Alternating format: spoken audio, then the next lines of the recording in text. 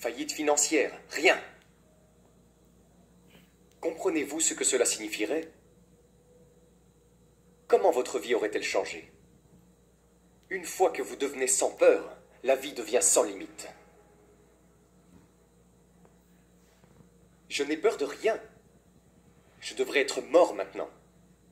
Je me suis fait écraser par un buffle qui chargeait. Je me suis levé, je l'ai poursuivi et je l'ai tué. J'ai tué un ours Kodiak avec un couteau.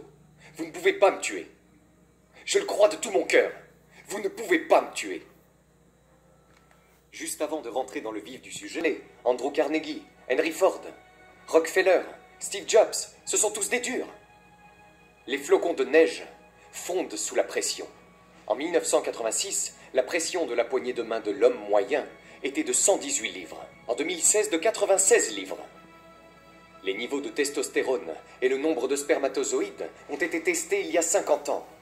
Et aujourd'hui, ils produisent 60 à 70% de la quantité de testostérone et du nombre de spermatozoïdes qu'ils produisaient. Nous sommes en train de mourir. Ils ont peur de la mort. Tout le monde a peur de la mort, ou de ce qui pourrait arriver. Et donc, ils veulent passer pour des amis. C'est comme mon test du flocon de neige. Vous savez, la première question est, je la paraphrase, que feriez... Vous savez, la première question est, je la paraphrase, que feriez-vous si quelqu'un ne pouvait pas cracher au visage de votre femme? Et les réponses vont de... Eh bien, j'ai essayé de vérifier quel genre de journée il avait. Et s'il avait une mauvaise journée, j'essayais d'être compréhensif. Je serais en prison pour meurtre. Je battrais le cas à mort. Est-ce que c'est ce dont nous avons besoin aujourd'hui? Non, non, je dis c'est moi, cependant. Mais je préconise que les gars agissent comme s'ils en avaient une paire. Il n'y a jamais de moment facile pour prendre une décision difficile. Jamais. Mais ce que vous devez être capable de faire, c'est d'appuyer sur la gâchette, d'agir. Et lire des livres, et écouter des podcasts, ce n'est pas agir. C'est juste une autre forme de procrastination. La principale différence entre les personnes très performantes est qu'elles croient en l'extraordinaire. Rappelez-vous hier, j'ai dit, vous n'allez jamais dépasser vos attentes les plus élevées et les plus folles. Pour ceux d'entre vous qui veulent être millionnaires, vous ne gagnerez jamais 10 millions. Pour ceux d'entre vous qui veulent avoir 10 millions, vous ne ferez jamais 100 millions. Pour ceux d'entre vous qui veulent gagner 100 millions, vous ne serez jamais milliardaire. Parce que psychologiquement, votre subconscient ne sait pas que vous êtes une merde. Votre subconscient commence à ralentir. Quand tu arrives et que tu veux avoir 100 millions, à 75, 79, 82, 89, 91, tu vas penser que tu es arrivé, et puis tu t'endors à 96 millions.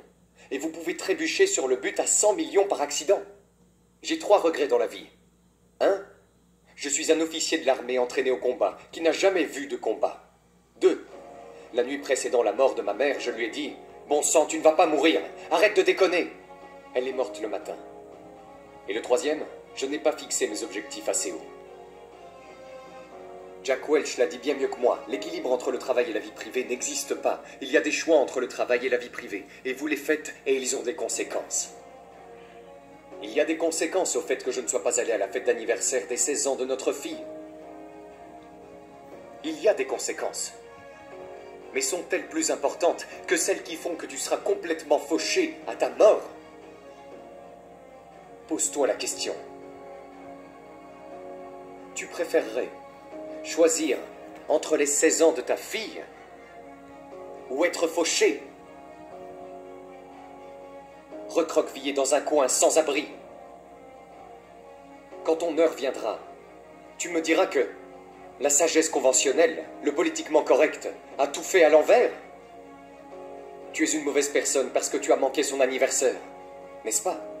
Tu es une mauvaise personne parce que tu as fêté Noël en janvier. C'est ça? Des chevaux de merde. Et ceux qui vous accusent de cette manière sont eux-mêmes pauvres.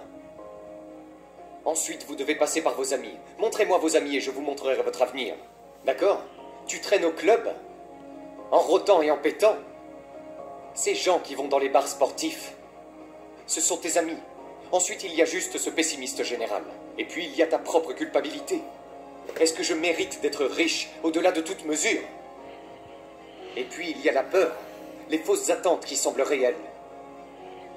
Et puis, il y a cette société ordinaire qui veut vous maintenir à terre. Étrange époque que celle dans laquelle nous vivons, où l'on enseigne des faussetés à l'école aux vieux et aux jeunes. Et la personne qui dit la vérité est traitée de fou et d'idiot. Mais John Lennon l'a dit un peu différemment. Être honnête ne vous apportera peut-être pas beaucoup d'amis, mais vous obtiendrez toujours les bons. Et ce que je veux que vous fassiez à partir de maintenant, peu importe si vous avez détesté ce que j'ai dit ou la façon dont je l'ai dit, c'est de choisir soigneusement les personnes avec lesquelles vous vous associez. Warren, à l'époque où il envoyait des tweets, Buffett a dit « Vous continuerez à souffrir si vous avez une réaction émotionnelle à tout ce qui vous est dit. Le vrai pouvoir est de s'asseoir et d'observer les choses avec logique. Et le pouvoir, c'est la retenue. Le vrai pouvoir, c'est la retenue. Si les mots vous contrôlent, cela signifie que tout le monde peut vous contrôler. Respirez et laissez passer les choses. De mon temps, on disait les bâtons et les pierres peuvent vous briser les os, mais les mots ne vous feront jamais de mal. Maintenant, c'est tout le contraire. Il y a de grandes universités dans ce pays, sur cette planète, qui ont des chambres sécurisées, qui ont des bâtiments sécurisés, que si la vie devient trop stressante, vous allez dans ce bâtiment. Si votre enfant adulte a besoin d'un espace sûr pour éviter les mots défensifs, vous avez échoué en tant que parent. La plupart d'entre nous se soucient de ce que les autres disent, et la plupart des gens se soucient de ce que les autres pensent. Et si vous pouvez réduire ce bagage émotionnel, ne serait-ce qu'un peu, vous n'avez aucune idée de la liberté que vous aurez et de ce que vous pourrez accomplir de plus dans votre vie. La plupart des gens ont juste de mauvaises habitudes. Et vous savez, j'ai ces mêmes habitudes depuis environ 50 ans maintenant. Quand je me sens dégonflé, je dis simplement « Qu'est-ce qui ne va pas chez toi ?» Allez! Et je sors, et je le fais. Et je sais que si je n'avais pas pris ces habitudes, il y a 20 ou 30 ans, vous savez, à 70 ans, je ne serais certainement pas en train de le faire. Je veux dire, les bonnes habitudes sont difficiles à trouver, mais ce qui est encore plus difficile à trouver, ce sont les gens qui ont de bonnes habitudes et que vous pouvez côtoyer. Machiavel a dit, un dirigeant est jugé par ceux dont il s'entoure. Si je devais décider du genre de personne que vous êtes, ou que vous êtes par les personnes dont vous êtes le plus proche, que penserais-je de vous? Comment est-ce que je te jugerais? Donc les gens ne passent pas assez de temps à sélectionner leur groupe de pairs, même s'ils ont les bonnes habitudes et ça ne suffit pas. Ouais, parce qu'ils vont par défaut. Ok. Quelles sont tes autres bonnes habitudes pour être performant? Je ne donne jamais d'approbation tacite, mais je fais tout pour m'assurer que si j'entends des conneries, je leur dis que ce sont des conneries. Ça vous permet de rester avec les bonnes personnes. C'est votre message fort et clair. Correct. Très bien, pas d'approbation tacite, bien. Donne-moi deux autres. La règle du coucher de soleil de Sam Walton. Ça veut dire qu'avant de quitter le bureau chaque jour, il répondait à tout ce qui était sur son bureau, à tous les messages qui arrivaient. Donc je vide mon bureau tous les jours. Très bien, donc surcommuniquer et les autres devraient le faire aussi. La chose qui manque à la plupart d'entre vous est la gestion du temps. Vous savez, le système de rapport que j'utilise est le système de rapport que j'utilisais en tant que jeune officier à l'OTAN. Et c'est en gros, qu'allez-vous faire? Quels sont vos objectifs pour la journée? Qu'avez-vous accompli hier? Et quels sont les défis à relever? Et puis la semaine suivante, quand vous dites ce que vous avez accompli, si ce que vous avez accompli n'a pas de rapport avec les objectifs que vous aviez fixés pour la semaine, alors il y a un décalage. Eh bien, si vous avez dit que vous alliez faire ça le lundi, et puis la semaine suivante vous ne l'avez pas fait, non seulement vous ne l'avez pas fait le lundi, mais vous ne l'avez pas fait de toute la semaine. Et vous savez, les défis arrivent, les dodanes, j'appelle ça des dodanes. Vous vous êtes cassé la jambe, vous avez fait ceci, vous avez fait cela. Pour moi, ce ne sont pas des dodanes. Quand je me suis présenté à mon rendez-vous avec Klaus Kleinfeld, dans un fauteuil roulant avec une perfusion, eh bien, j'étais presque mort 3 jours auparavant. Je veux dire, c'est ça l'engagement. Les enfants, vous n'êtes pas programmés pour le succès, mais de temps en temps, il y a des enfants qui ont été programmés. C'est le petit Tiger Woods, à 3 ans, à la télévision, qui montre comment frapper une balle de golf. Les sœurs Williams ont été programmées pour le succès depuis qu'elles sont petites. J'ai été programmé par accident. Qu'avez-vous fait pour programmer vos enfants pour le succès? Mon père n'avait qu'un seul objectif pour moi en grandissant, me garder en vie jusqu'à ce que j'atteigne l'âge de raison. Ma mère a donc passé toute sa vie à essayer de faire de moi ce qu'elle n'était pas.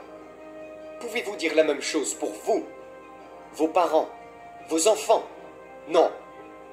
Donc je ne suis pas ici par putain d'accident. Et pourtant je continue à repousser les limites. Ce que je crois de tout mon cœur, vous étiez censé réaliser beaucoup de choses. Je crois, et c'est la seule chose religieuse que je vais dire, je crois que peu importe qui nous a mis ici, peu importe comment nous sommes arrivés ici, nous avons été mis ici pour être tout ce que nous pouvons être.